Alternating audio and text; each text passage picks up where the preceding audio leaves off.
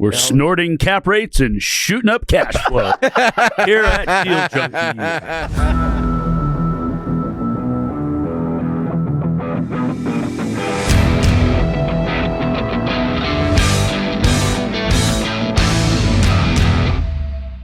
Welcome back to Deal Junkies. I'm Dane McKinney. I am here with Mike Nuss and Trevor Howard for another episode on econ. No, we're going to talk about hiring and firing today.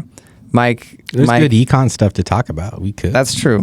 What econ stuff is there to talk about? Well, we just talked about how by the time you guys are done, ready to refinance out in personal owner-occupied loans on that house, it might be 5% with buy-downs and whatnot. That'd be sick. Yeah. That's a lot less than I underwrote it out. So yeah. I have it at like 6.5, I think. Yeah. I actually went back. And so, we had the Fed cut last year and then rates went up. And so we have this whole belief now that when the Fed cuts, rates go up. You know what happened when they cut the second time? I'm guessing it went down. Stayed the same?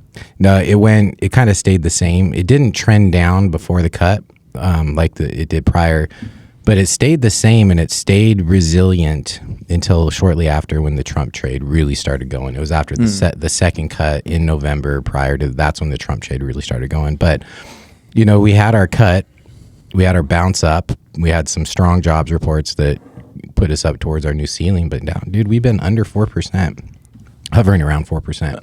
So Mike's prediction, in 2 months, your rates will be 5% with on your buy downs. With buy downs. So like right What's now, that without a buy down? Right now it's like at a 6.1. Right now it's a 6.1 interest rate. I bet you by sometime in November you'll be able to get interest rates at or under 6. And then if you're buying down with like 3 points, you can get it down to 5. Right now the 10-year is at 3.99. Yeah, so we're hovering around 4%. But we haven't had a cut yet. So we're going to have, and we had CPI come out. That was a delayed report that came out weaker than expected, which then now they don't have a reason not to cut.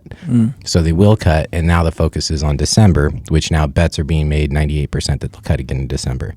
And so we have a different environment this time this year than we did last year.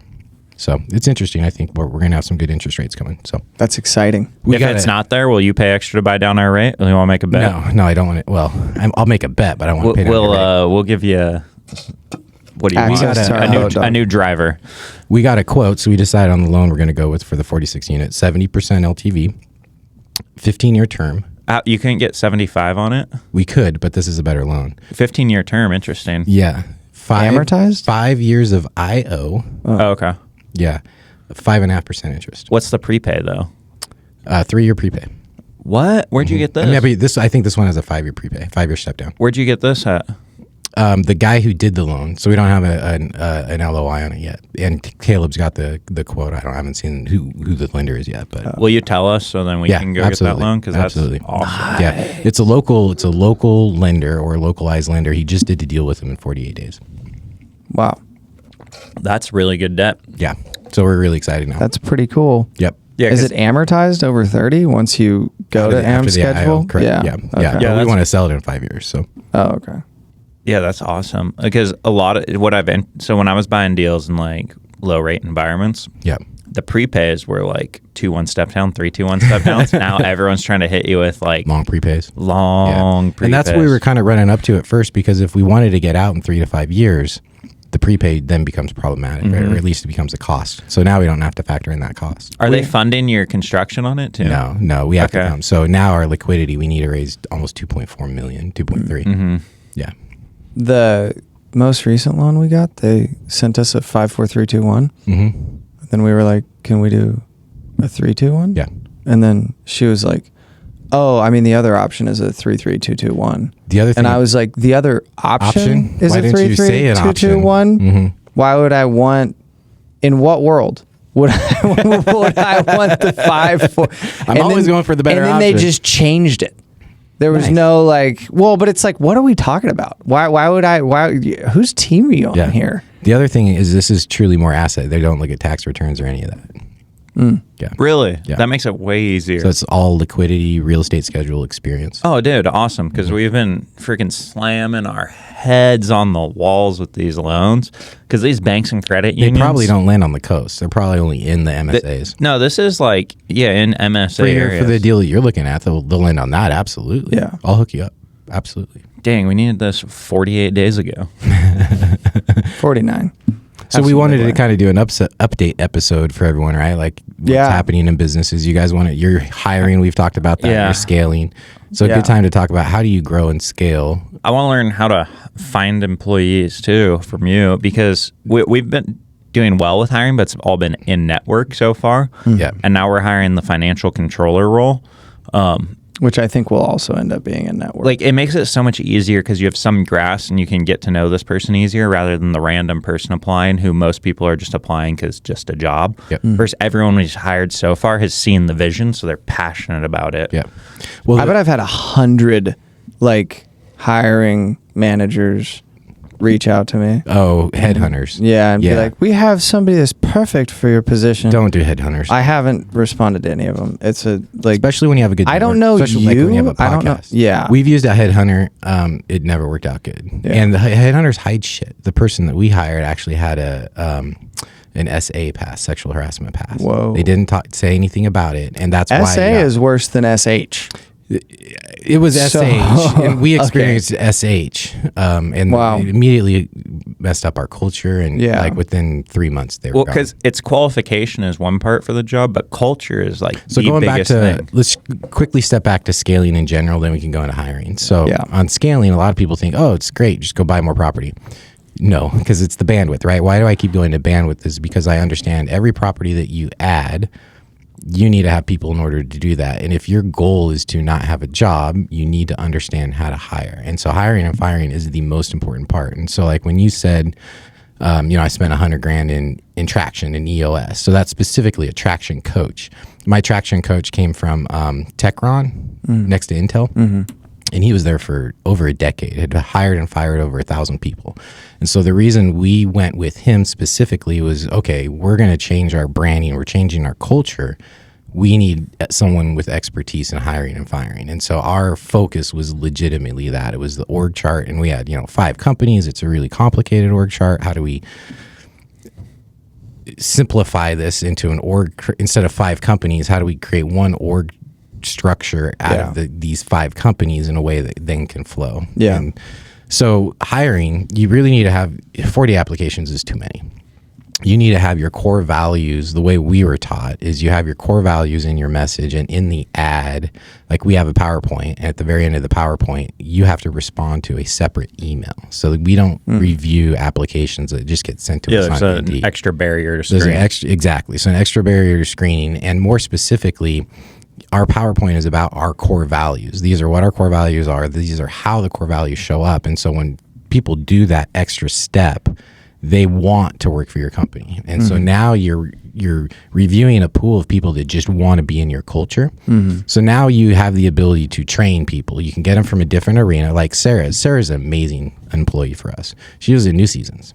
Never had any property management experience. She owned a couple rentals, so she understood real estate, but it was her people skills at the management level was the reason we hired her, and then we trained her to be a really good property manager. And so you guys are talking about a controller. You're hiring a controller. Yeah, my first thought was I think we need a CFO, and then I started breaking down more, going through the steps of what we were doing, and I was like, okay, I don't think we need a CFO right now for the position we're at. I think what we need is a financial controller. But I've never been this job really. I don't know this job. So then I'm kind of learning. Everyone we've hired has kind of been a go-getter and built their own role too. So I'm this is my vision. I don't know exactly what you're going to do for this. These are the skills I think you need, and then they run with it. And that's part of being a good leader is you got to hire someone with good skills that then you can impress upon, right? So then you influence them to start taking action in the right way. And I like that you're hiring a controller because that's the key component to scaling, especially in real estate when you're taking on significant amount of debt. Yeah. Because you've got construction draws, right? You're getting ahead of the construction. You got to draw that construction. You have all the payroll that you're paying while you're doing that. You have all your other marketing that you're spending. You have all the other due diligence that you're spending. You have all the other earnest money that you're spending. your refinances that are happening, right? So you have all the capital coming in, you have more capital going. A lot of times you have 3 to 4 times the amount of capital going out. And because those in capital events, they come like quarterly. And so you have to manage 3 to 4 months of expense, but you also have to manage your liquidity so you can get the loans on the back end. So you're having to keep your bank account high, but you're having to keep your projects going. So it's a dance, and you need to have someone focused purely on your financials. And so when I bought my business partner out, that was the biggest change for us, which is, okay, I'm no longer in acquisitions. I'm not in project management. You guys are handling all that. You're going to make a bunch of bad decisions, but we're going to live through that because I need to focus on our liquidity and how are we going to keep this functioning while we get down this road. So a comp controller, or a financial controller, CFO, whatever you want to call them, is an essential component to allow you guys to do what you need to do really, really well. And then I thought too, like, because they'll be doing all the investor distributions, the email updates and all this stuff, investor relations, to everyone. So you'll have your your controller do investor relations as well? Not necessarily investor relations, but distributing the funds and sending out the updates and stuff like that, I think, which is like what Dane does right now. But as we get more projects... The back side, not the front side. He won't have enough time to do that as soon. Like right now he does, but soon, very soon he will not. And I want to get that person prior to it becoming a problem. Yep. That's exactly what I'm trying to get. My structure set up, like now I'm creating a spreadsheet of what is my system for the CFO role, because that needs to be hired for us next year. We're going to be out of our bandwidth next year. And we have a couple good candidates, but they would be remote. And our fear is like you don't get the culture piece when you have the remote person. And we do like at our company, like people have, so if you want to work here, it's like unlimited paid time off, like very flexible work schedule. It's some days in office, some days out. Like, because we want them to be able to live the lives we do. Like, we're going to Arizona next week. But we're going to work still, but we're going to still get to travel and do these cool things, and it's not going to really delay it. Maybe we won't work as much, but we're still going to be doing stuff. Yeah, and that's where you just have to have the right KPIs in place. Like that role can easily be a remote role. Can very easily be a remote role. But we think for a team fit, it's just so much better to have them part of the time come in. I agree with that. Again, that's where if you hire the right people with your culture, I'm not president of our office hardly at all. When I check in with Eric and Daniel, it's like, okay, how's the culture doing? That's one of my first questions is how, and you don't have to worry about culture because our most important employees are so strong in the culture that it's fine. I don't have to be there to lead it. So I think you guys can probably feel good that you already have a good, strong culture. And you guys have a lot of charismatic people as well, which is going to drive all that. What you need to look for is if they are a bad apple, fire them immediately. Just get the bad apples out of the way. I learned that lesson on our first property manager. I just didn't fire her. I started just picking up the slack. And then what I became was that micromanager that I hate. And so that became a terrible relationship for both of us because I didn't have the cojones to fire her. Yeah. But once you fire like 2 or 3 employees, then you realize that cutting them off quickly is better for them and for you. Both, they can reset. They can get on a better path. They can get somewhere where they want to be. And you now show your team, more importantly, that this is what matters to us. Yeah, you got to perform your role well, but you have to perform your role well inside of the culture and it's an organization platform. You have to all be able to be organized together. And that's where I really started to grow was when I got out of self-development and I got into organizational books and started really focusing on the organization. That's where leadership skills started to come from. That's where self-confidence started to come from. That's where emotional intelligence started to come from. Like you got to get away from the spreadsheets and now into the emotional component of it, emotional intelligence component of it. Because now you are a leader. You have people that are literally relying on you to make sure payrolls are every single day.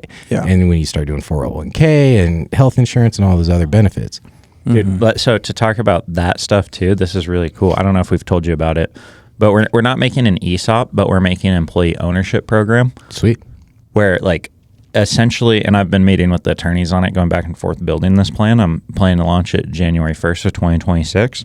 But it's so like they're actual owners within the projects that we do. So everyone, like it benefits them and it's cool for us and everyone involved. But like it's essentially, I believe what will be is an entity that we will allocate a percentage of our ownership to, and then each employee will have a certain amount of shares within that. And you'll hoard most of the shares so you can keep releasing more shares. Is that how or you can split it. So that's what I gotta I gotta figure out the math still on it. But I'd love to see how you structure that, because I want to do that, and I get my CPA, my attorney, and my payroll people always fight with each other on what that needs to look like. So that's why I resulted to just specific entities of giving them ownership. Yeah. But I prefer a parent entity. Yeah. And have that parent entity own a piece of everything. Yeah. So I want it to like kind of vest over time, and then if people stay over a certain time, it exists forever, and working through all that. But I was trying to figure out the math of how much they own to make it a significant amount for them.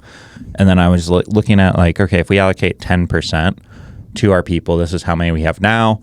It should work itself out, because as we do bigger deals or more deals, we're going to hire more people, but there will be more money there to share. So that should solve that problem of the math there. But I want it to be a significant portion so they truly build all of their wealth through this. Yeah, and that's a better way to do it. So like when I put them in a deal, they now have K1s, right? Like how fast do those K1s come out for their tax returns?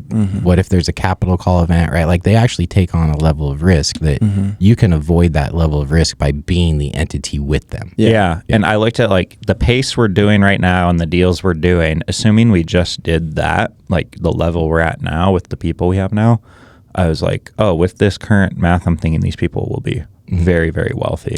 Yeah, and you guys won't need a whole lot of people to do what you're going to do. You probably max out at like 8, probably like maybe not even that many. Yeah, because I think we'll be like Stack itself. Yes, will be anywhere from 10 to 15. I don't know that you need that. Maybe with like offshore employees. I've been looking at like a lot of the other organizations and who does what of people who are 5 years, 10 years ahead of us. And there's some that still run at like 5 to 8, 4 to 8. But the ones that run at like 4 to 8 are really only doing like 2 or 3 deals a year. And so their bandwidth isn't stretched as thin because of that. But the people who are trying to do like a deal a month or more than that, those companies end up at like 15 to 20. Because you have to have like the 2 or 3 acquisition guys. You have to have like a controller. So there's 4. You have to have an asset manager. Multiple asset managers, yeah. Probably. Yeah. You guys are probably... Do you ever see yourself going to third-party management, or do you just expect SMI to scale as you scale? That's a different conversation. Yeah. No, I mean, we've talked about it. It's a bunch of different thoughts on the best way to do that moving forward. We've kind of gone back and forth between all 4 of us saying what the best way to do it is. I think it's a blend. And what ends up happening in my mind is that you create a very specific scope for all of your asset managers. And then any property manager that you're working with, you just have much more clear expectations than we currently have. And so when we were just kind of like gunslinging and buying our own properties, and the whole goal was just figure out how to acquire, and then manage as well as you can with the time that you have, which really wasn't a ton. You didn't have a specific list of like order of operations on the even business like plan. KPIs though for the property manager, or just like set goals of like, hey, this is what we want out of the property. You need to know our business plan. Yep. Because you're a part of our business plan, whether you like it or not. Right. Well, you need to have your asset manager needs to be reviewing all of your monthly reports. Yeah. The operating side. Yeah. What you really, because you need to compartmentalize staff to their roles, but you also need to have how do they work in between the roles, the pass-offs. And that's what we're trying to, right? So you need to have acquisitions, you need to have project management, you need to have property management, you need to have asset management. But acquisitions has to have a clean pass-off to project management. Project management has to have a clean pass-off to property management. And then your asset manager has to know how kind of all that stuff's working. Your controller needs to know how all of that stuff's working. Yeah. Because they're managing all your expenses, but then they're the front side on the acquisition side too. So I can see you getting 10 to 15 because you have support roles underneath the people who are leading those roles. It'll, I mean, 10 to 15 in office. How do you guys handle your org chart? Like, how often do you look at it, and are you every quarter? Yeah, I mean, it comes up more frequently than that, but like we're doing a whole review and kind of overhaul sometimes Every quarter, at least, of it, just to make sure that it fits within our vision of the 3-year plan more than anything. Well, and now it's more as we've gotten more people, because we have 7 people in our company now or so, plus third-party people. Who's your 7? So you, me, Gabe, Dane, Mark. There's your 4. Then we got Avery's marketing, 5. Avery, Devin, asset management, Devin. and then Ryan, acquisitions. I haven't met Ryan yet. Yeah, you have. He's right over there. He comes in all the time. The tall, no. Yeah. Yes, Ryan's the tall very guy. tall guy. No, Yes. Ryan's the tall, the older guy. Yeah. Devin's the tall, younger guy. Yeah. Okay. Ryan's not older, but he's older than Devin. Devin. Yeah, I think you guys have a good team right now. Getting a controller would be great. Yeah. So I think getting them, and I'm just kind of learning. So if you are looking to be a controller and you would like to work with us, go at stackassetgroup.com, job opportunities tab, and you'll see it all there. But like, we want to bring this person in house because they can do all these different things, and we already pay third party for a lot of this stuff that we can just bring in house. So it's not an additional cost, but like the third party gives us 10 hours a week maybe. Yep. And then we can get, the 40 for the same cost. Yeah, they can keep, like right now, because I do the exact same thing where I outsource all of this to my CPA, and so then my tax return costs. You get 2 things. 1, your tax return costs are low. 2, you get consulting out of it. But your books are 30 days behind all the time, right? And so if you have and we had an in-staff controller once, and it was great. It was amazing because every single bank account was reconciled every single day. So we had really good insight. But that was also at a time where we were really small. So you want to get to that point where you're 30 days ahead of your CPA or your actual person that's collecting your data. And so when you bring that in-house, now they're just looking at your actual reports and then consulting on your report. So it's significantly better information for you. Yeah. Yeah. No, it's going to help a lot. I mean, there's so many aspects of the business currently that would fall under their responsibility that all of us are kind of just like randomly taking. That if think one of it this person, way, with 7 people, how Yeah. many people are spending money? all of us. Yeah. Yeah. So we've got Daniel spending money, Sarah spending money, Jason spending money, Eric spending money, right? And I'm spending money. So we have 5 people spending all of the time. Yeah. And so who tracks all that? Me, sort of, with our bookkeeper. Yeah. Like, yeah. And so you can, And I have to like go back in and reconcile stuff with her and be like, hey, that's not what that was for. Like, she also, well, even in that, so there's just that. There's just getting Yeah. good books. But part of it is, well, how much of that is excess spending? How much Yeah. of that doesn't need to Budgeted. be spent? Yeah. Correct. Yeah. How much of that can be consolidated to get better volume discounts? yeah. And that's where because a good person with numbers, they see things that you just don't see. And that's what you're really trying to get. Yeah. I don't think we're off track. I think we can be in the future though. I mean, You're that's just the way biggest more thing. efficient.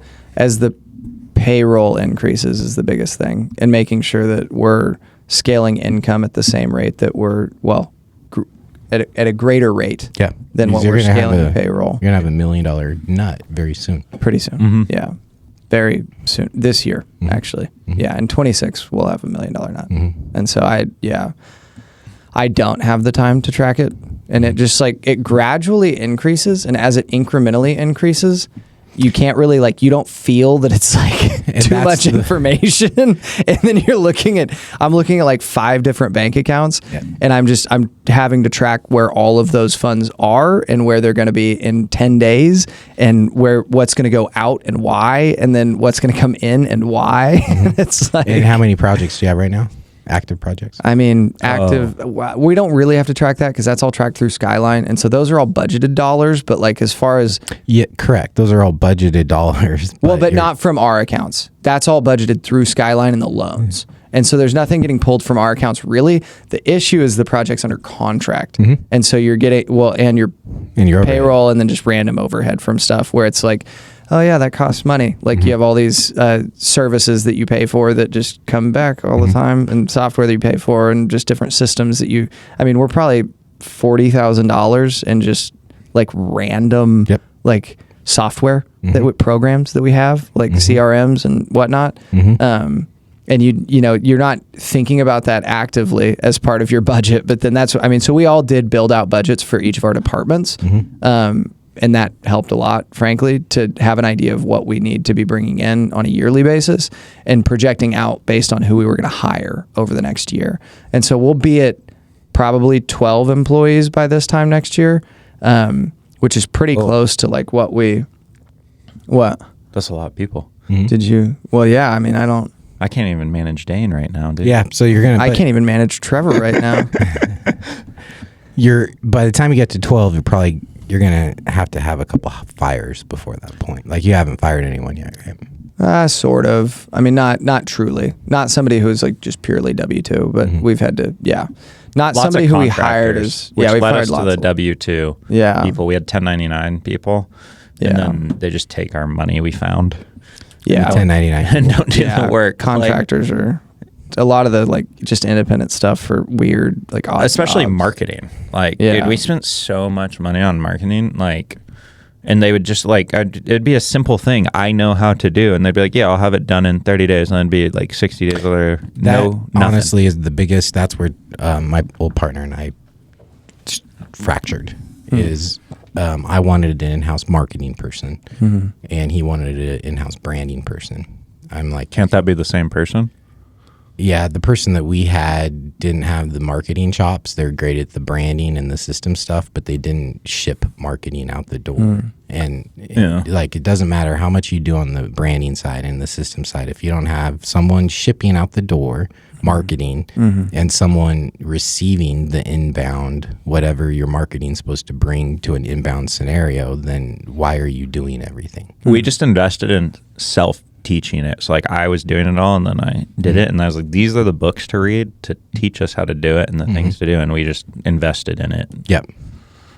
We gunsling. Yeah, but you can have an in-house. I think an in-house marketing thing is an essential component to what you're trying to create.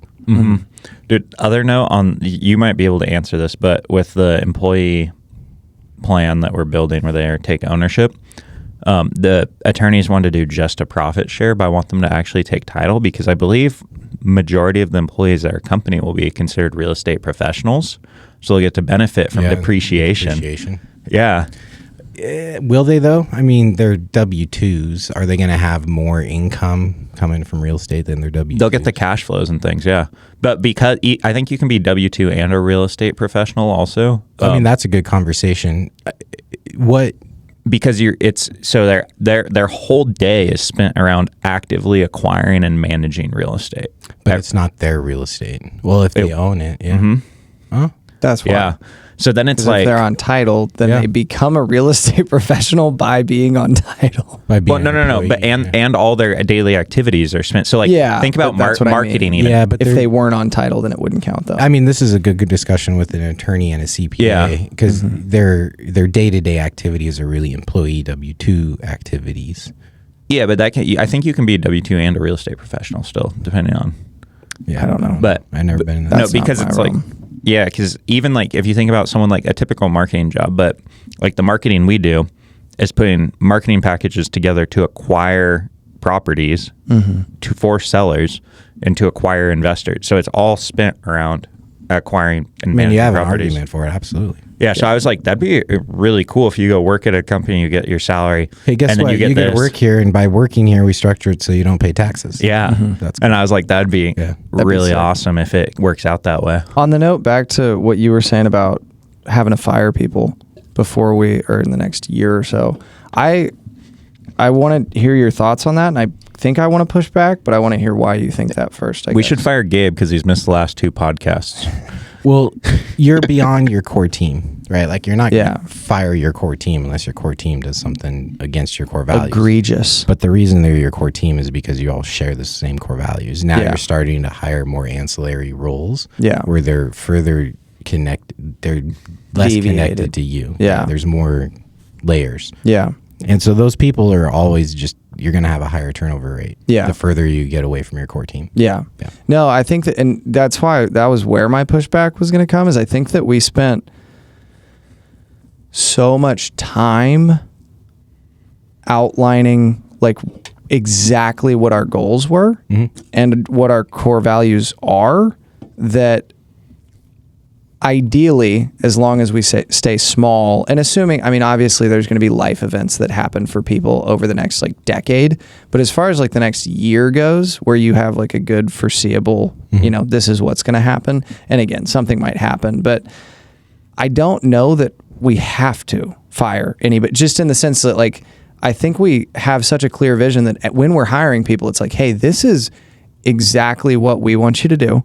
This is the vision for the whole company. Like the employee ownership program helps a ton, where it's like, hey, we're individuals who want to buy real estate. We started this together. We want to hire you on with the same vision, and you get to see the upside on it. Like, I think it's a good... Yeah, you're talking about a success rate. You have a really good package to offer to keep your success rate high. Being very clear in your vision is a huge component in having a high success rate. But remember, if you're screening 40 applicants, if you don't narrow down your application and your magnet is so high, you're just going to attract people that aren't going to perform the way you want them. Yeah, you're saying hire slow, fire fast. Yeah. So if you're very clear and you're very diligent and you don't just say, fuck, we need someone, we're going to hire someone, then your success rate will be much higher. Yeah. And that's typically where you get is you've just tried forever and ever and ever, and you're like, all right, we're just going to hire this person. Well, yeah, I'm trying to, like, now it's like I'm trying to hire 4 months out from when it's needed. That was going to be the next thing I talked about also don't be afraid to hire good talent before you think you can afford or are ready for that good talent. So I think of it like our deal flow funnel, a talent acquisition funnel, where I'm like, these are our future roles. We will always be screening for them, like before we even need it, because that person might not be ready to come at that time too. But now we're building the pipeline of people who fit that. And the other thing is, when you're hiring talent, it doesn't always show up immediately. Like all the best employees that I've hired, we hired Eric as a part-time property manager when we were hiring for a property manager. When we hired the full-time property manager from the headhunter, we hired Eric at the same time because he was talent and we didn't have a role for him and we knew that we could fit him in somewhere. He went into like 6 or 7 different directions before I narrowed him down to where he's at now. Daniel, we were not hiring for an acquisitions manager. He was looking. I went on a backpacking trip with him. He reached out and was like, hey, I'm looking for something. Your core values, everything you have is like, it checks every box. He's been with us for 6 years. My latest project manager is probably a better example of assimilating, whereas he reached out to me. I knew he needed a project manager. I had no idea how we're going to afford it. Like, we have so many projects going on. Like, this is the worst time. But talent, and I knew that he could help. Immediately, you don't see the help because why? He's coming into 7 projects he's coming into the middle of. He didn't organize them. He's got to learn all these other 7 projects. But now we're at a point where we bought 4 other new projects since then. Those 4 are flying. We've had so many different entitlement and all these other projects, and he's doing a good job of so many balls that he didn't put in the air, but he's got to come in and try and juggle them. And so at the beginning, it's another personality that may not be a really good culture fit. And so there's friction in that arena. And then even when you shift people inside, so like when I bought Tyler out and then I shifted Eric, that created friction between Eric and Daniel. We had a hard conversation one day, where I had to raise my voice on the phone. I'm like, look, and I even had to do this with Eric and Jason yesterday. It's like, look, you all have these little tiny issues. Let's take some extreme ownership. Let's call out everyone's little issue. Like, Jason, very valid point. Eric, I understand this. Very valid point. Just get beyond it, right? Like we're focusing on something that doesn't matter, and we need to understand how this one issue affects Jason and the context of why he's thinking this way, and how does it affect Eric and the way. And so Eric's got baggage from other contractors, whereas Jason's like, no, this is my contractor. And so Eric, don't let this one red flag paint an entire picture when Jason sees this red flag but knows it's not a red flag because of his experience. And so now you're adding another personality. And this is a handoff personality from a role standpoint, right? Like, this person has to work with acquisitions. They have to work with dispositions. So what are our processes then to ensure that their handoff is, and so that's a process to create. And so the first phase is getting in, trying to assimilate, try not to drop any balls, try to move stuff forward. Phase 2 is, okay, now you have new projects from the beginning. get those projects going. You start having success. We just did a final walk on one that created some issues. Great. Now we get to go meet on site. So we have a meeting next week. Daniel doesn't need to be there, but he's going to be there on the acquisition side. Eric and Jason will be there. Now we get to debrief the entire process of the first acquisition with this entire team. Okay, what went wrong? Where did we fuck up on the budget? Where did we do good? Where was the good handoff? Where did we miss something? Yeah. And then that allows you then to improve the process going forward. That's what we've gotten better at, is now having more people, more defined roles. Yeah. Of like, these are who's in charge of what. And then I've just been trying to place people in those things, because Dane did everything to start. Yep. And then it's just trying to figure out how you outsource and get the more people to do it. Now at the point we're at, I was doing acquisitions, and then we got Ryan to take over for acquisitions. And then I'm supposed to manage the departments. What do you think the best role for Gabe is, though? Kissing babies and shaking hands. Like, so going back to when you have an in-house marketing, you need to have the face and the charisma to take that inbound stuff. And so like us, we had it on the acquisition side and the property management side, but we didn't have it on the brokerage side. So we spent all this money, but we didn't have a clear offering. We didn't have a clear salesperson. We didn't have a lot of clear things, right? Gabe can be that for everything that you guys do, whether it's raising money, whether it's sellers, whether it's buyers. Like, he has the ability to communicate. So you want him to delegate. Get out of your fucking email. I know he loves email, but he should be in meetings and on phone calls all day long. Like, his calendar should be. Because I thought he's like a visionary integrator mix, kind of like.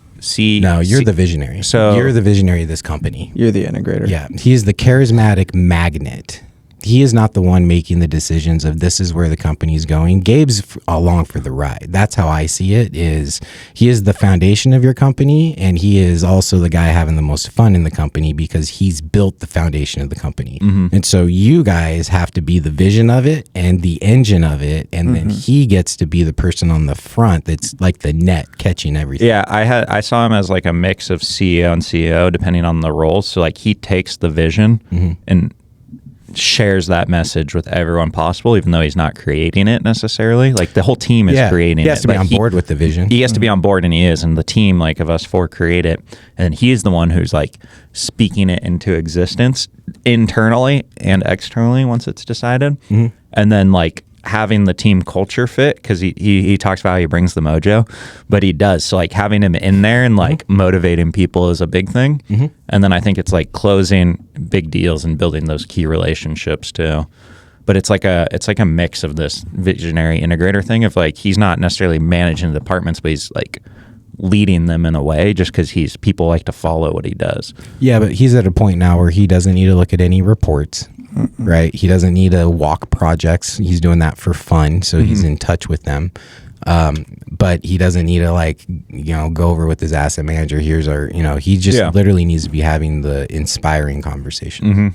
No, he needs to be talking to the most valuable people. That's the biggest thing. Whether it's property owners or high net worth individuals, his whole job is to build those relationships. That's my take. Think of it this way, right? Like, on the acquisition side, so you're tactically leading your acquisition team, right? So you're like, these are SOPs. We're having our weekly meetings. I'm, helping you analyze deals. Gabe gets to come in and say, isn't this fun? Isn't this great? Well, why don't you try this? Why don't you try that? He has nothing to do with the KPIs. He doesn't care about your marketing. He's coming in to speak life into a soul that is the communication aspect of your company. Yeah. So like, he's the energy piece. Yeah. Like chief energy officer. And I'm hoping he comes back from Tokyo revitalized, absolutely, and inspired. Well, that's one of the best things that like Gabe does, is he always has something like that on his calendar. Now he didn't used to. He didn't, because he didn't have as much leverage in his life. No, he didn't. I mean, he wasn't doing like cool vacation stuff until he was like 45, probably 42. Yeah, because he's working so hard. Yeah. But he also, like, in his partnerships, he was you guys, right? Yeah. So he never had. He was the acquisitions and running all that stuff, and the controller and all of that stuff. Yeah. And so now he has a level of freedom that he never he's earned. Yeah. That he's earned. Yeah. Hard earned privilege. Yeah. No, I think that, and I've been thinking about that more too from myself, because we spend so much time right now, like I know the 10 emails that I have to respond to right when I get off the podcast. I know the 10 emails that I have to send right when I get off this podcast. Like where they need to go, why they need to go there. And 8 of those emails don't need to be me.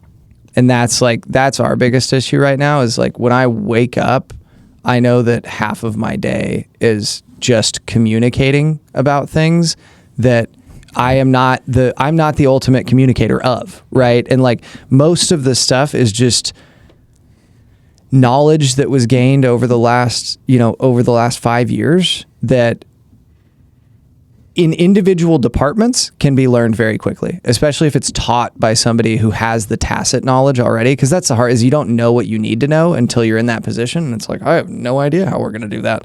I guess we figure it out. Mm-hmm. But then once it's already like outlined, it's like, I don't need to be the one communicating with attorneys necessarily. I need to review that on Friday, probably, like when we have a meeting with each other and you need to tell me the high level of all of it. And Trevor needs to be looking over the PSA for 5 seconds, maybe. Mm-hmm. Like he needs to review the underwriting.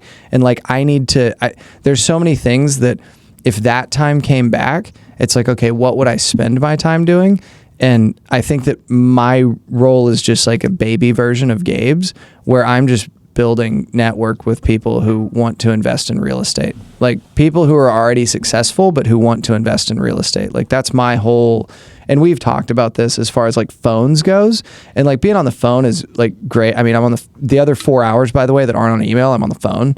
If you still paid for minutes on a phone, our company would have fallen apart already. We are all, I mean, we're all on the phone all the time. Granted, we're just all on the phone with different types of people.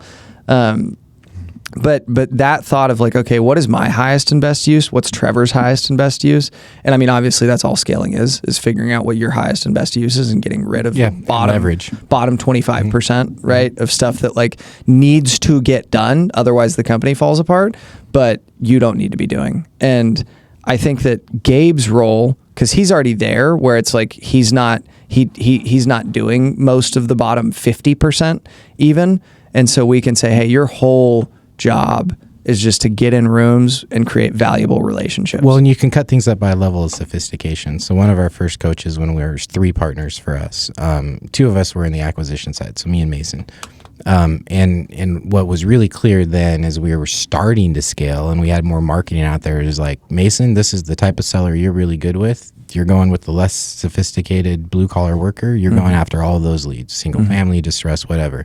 Sophisticated sellers where they own a portfolio, that was my arena, right? And so like for you, it's all right, net worth, barely accredited to 10 million, Gabe 10 to 100 million, 10 to a billion. Yeah, because then it's just okay. So you're bringing in deals where they're bringing in 100 to a couple $100,000. He's bringing in deals where they're bringing in millions, and you have the magnet and the team that you're going to need both those types of people. Yeah.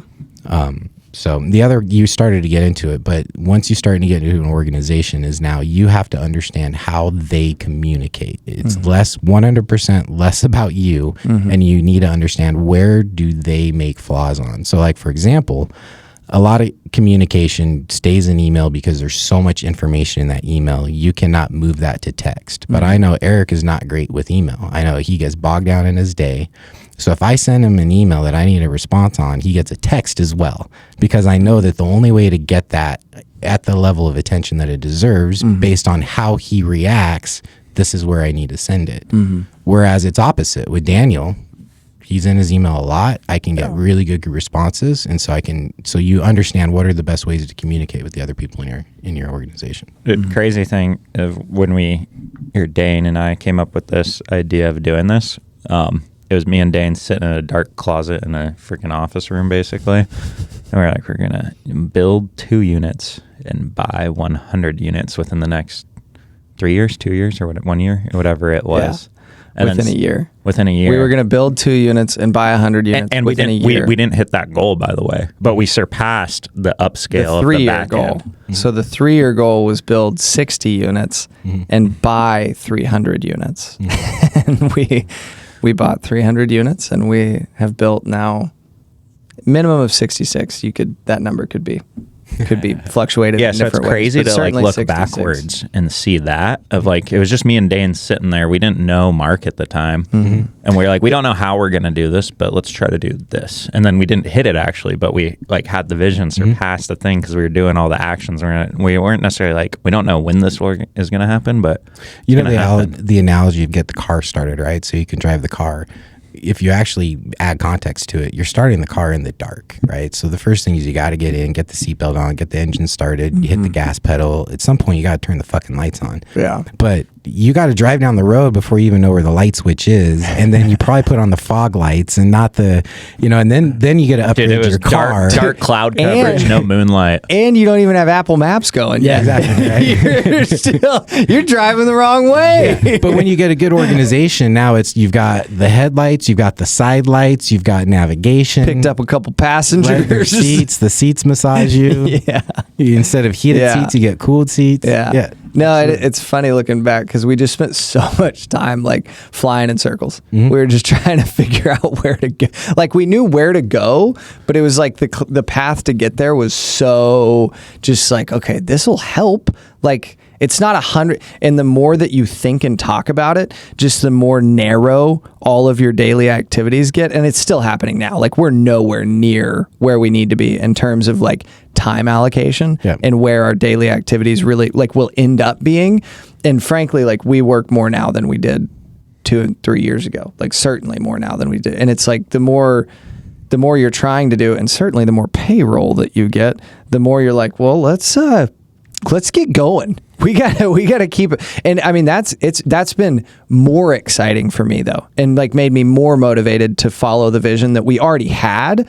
But now that it's one, you have people under you that you need to be the one supporting them with that vision. And like, no, this is going to work. Like this is the goal. This is what we need to do over the next 3 years. What we want to do over the next 3 years. This is what we need to do over the next year. This is what we're going to do over the next 3 months. This is what our 3 months looks like.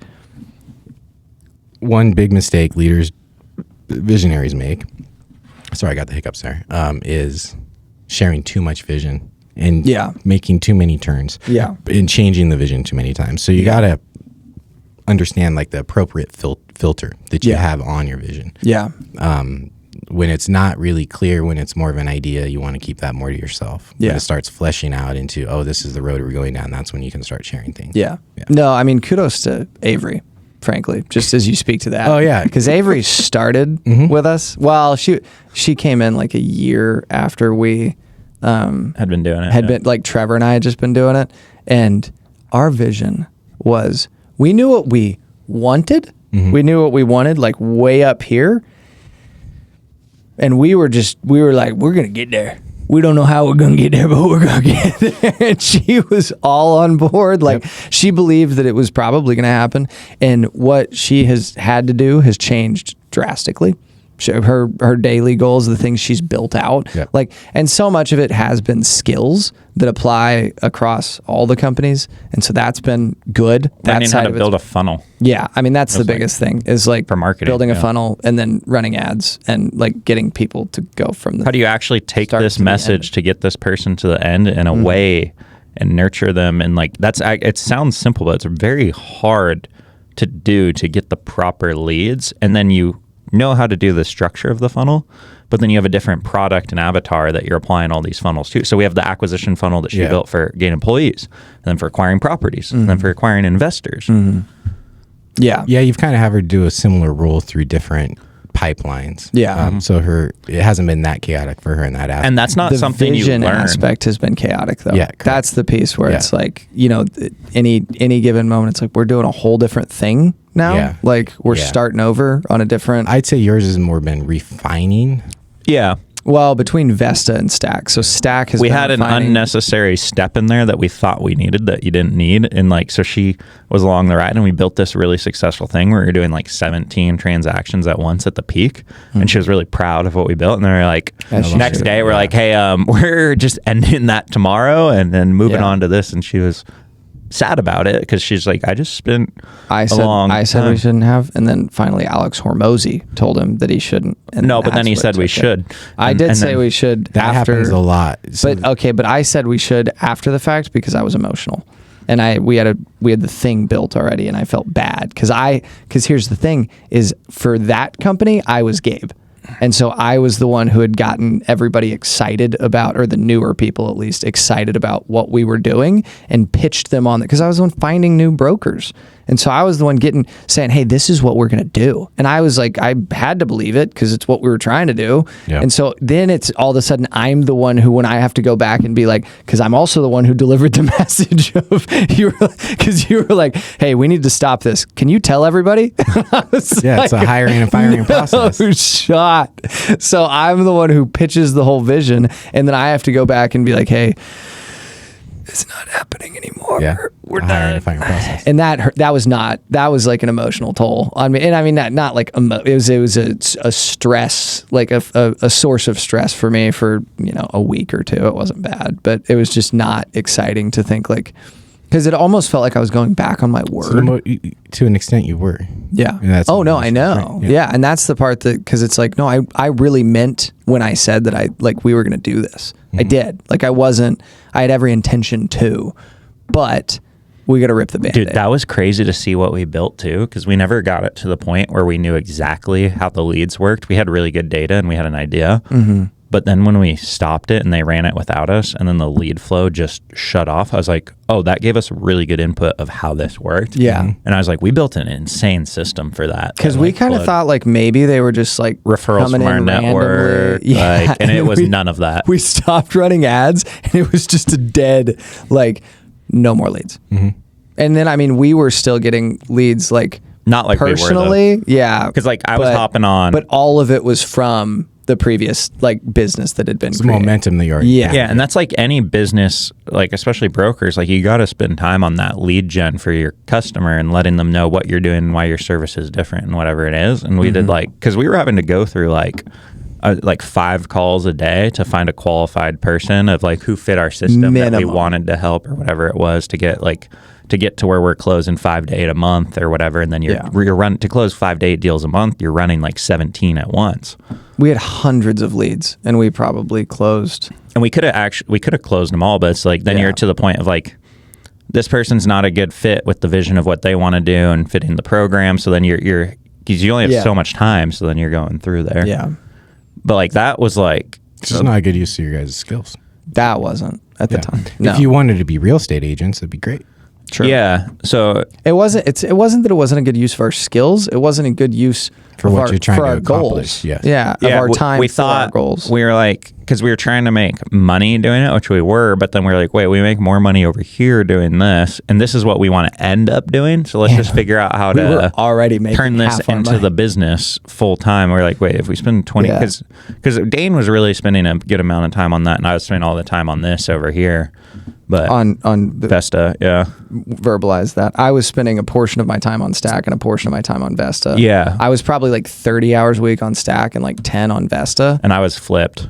And you were probably flipped at the time. And we just really both needed to be 40 on, and now it's like 40 to but that you're making a decision of the system you created was good for creating now money, whereas if you're investing all your time and energy into Stack, well, you're not getting paid unless you like that's an eat what you kill environment. Yeah. And both of them are eat what you kill environments, but one of them is fishing faster. and one is hunting elephants. Exactly. Yeah. Yep. Are you trying to get something that you can eat on for a long period of time, or are you trying to get a bunch of different meals? Yeah. And they lead into each other to an extent. Like if you can have a bunch of small meals before you have it, like if you can do both, that's great. And I think a lot of people think you can do both, and you guys realize quickly you can't. No. Yeah. I mean, not at maybe if you got a huge organization, but then the it's like, what's the become point? fewer. Well, it's just kind of what was the point of this? Because it was to make us now money to buy more deals, and we're like, wait, we just make now money here at a higher rate, quicker. Like, and our brain was just broken. Mm-hmm. Yeah. But anyways, that's how we're scaling the businesses, guys. I think we're good. Hopefully you guys feel good about it? Value in there. Yeah. I got value out of it. I mean, I think it applies to every business. I don't think it's specific to real estate. No. Yeah. You have a product that you sell to someone, so you got to figure out what that product is and who you sell it to and how you get in touch with Know them. your audience. All right. Thanks for listening, guys. We will see you next time. If you like the podcast, share it with one person. Just one. That's all we ask. Wow. Thanks for listening.